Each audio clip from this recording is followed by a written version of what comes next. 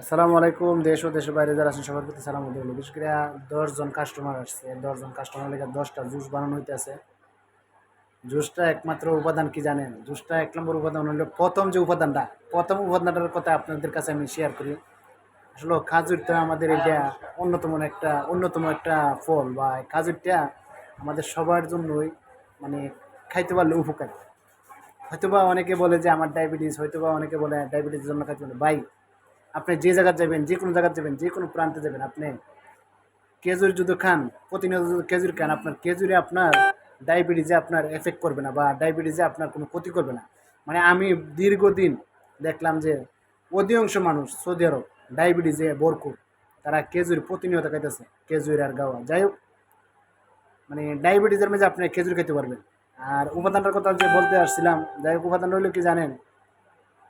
আপনার সর্বপ্রথম হলো খেজুর দিছি, তারপর ড্রাগন ফল দিছি, তারপরে আপেল দিছি, তারপরে একটা মালটা দিছি, তারপর গয়ম দিছি, তারপরে মনে করেন পেঁপে দিছি, তারপরে আপনার আম দিছি, তারপরে আপনার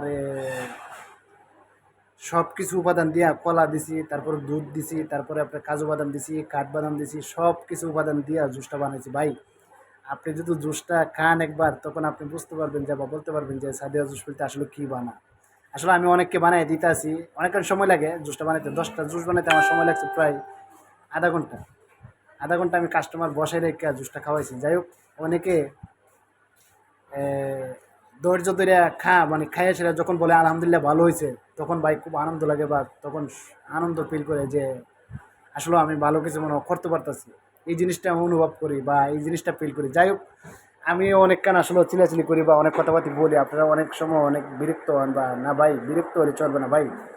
সবাই ভালো কিছু করতে চায় বা ভালো কিছু করার তাদের সুযোগ দেবেন।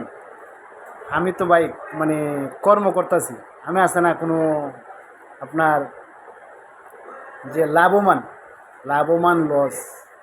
আমার মতন লোক ভাই আমতলি বাজারে একটা জুসের দোকান দিয়া মনে করেন আমি টিক্কা রয়েছি, বা ব্যবসা বাজারও দেওয়াটা বড় কথা না। ব্যাপারটা হইলে আপনার যদি আপনি টিকে থাকতে পারেন, হয়তো বা আপনাকে একদিন আল্লাহ তালা সুফলতার পথ দেখাই দিবেন। সে আশা, সে আকাঙ্ক্ষা, সে ভালোবাসায় ভাই আমি প্রতিনিয়ত সময় মানে ব্যয়বহুল করে প্রতিনিয়ত দেখা গেল ফ্যামিলির লোকেরও অনেক ধরনের বিভিন্ন ধরনের কথাবার্তি বা বলে যে দোকান দিয়ে ব্যবসা বাণিজ্য নাই, বসে থাকি।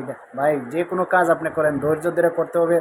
ধৈর্য ধরে করলে আপনি একদিন সফলতা পাবেন। সেই সফলতা আপনার সবাই সেই সময় আপনাকে উৎসাহ দিবে, বা সেই সময় আপনার পাশে দাঁড়াবে। ভাই, এই মুহূর্তে আমার চেষ্টায়, আমার যতটুক সামর্থ্য অনুসারে আমি ভাই বড় কোনো দোকান দিছি না, ছোটো একটা দোকান নিয়ে, ছোটো একটা জায়গা নিয়ে আমি ব্যবসা করি। আর সেই ব্যবসাটা আমি চাইতেছি প্রতিনিয়ত হালাল মানে করার জন্য। হয়তো বা বাকিটা একমাত্র আল্লাহ তালা বলতে পারবে। যা আজকে যাই হোক, মোটামুটি প্রায় 4 বছর হয়ে গেছে গা এমন একটা ছোটো একটা দোকান দিয়ে, বা আমি 4 বছর ধরে টিকা রয়েছি। সবই আপনাদের ভালোবাসা, আপনাদের দোয়া। যদি আপনারা না আসতেন, তা আমার টিকে থাকার মতন না। যাই হোক, সবার কাছে একটা কথা বলবো, বিজয়নগর আমতলী বাজারের আশেপাশে যত লোকগুলো আছেন সবাই আপনারা আসবেন, বা দূর দূরান্তে আপনারা আসলে আমি যথেষ্ট চেষ্টা করবো আপ্যায়ন করার জন্য। সবাই ভালো থাকবেন, সুস্থ থাকবেন। মার্কেট হইল মুকুল বিদ্যা মার্কেট, আমতলী বাজার, বিজয়নগর, ব্রাহ্মণবাড়িয়া। সবাই আমন্ত্রিত। আর বিশেষ করে সবাই ভালো থাকবেন, সবাই সুস্থ থাকা মনে করি। আসসালামু আলাইকুম রহমতুল্লাহ।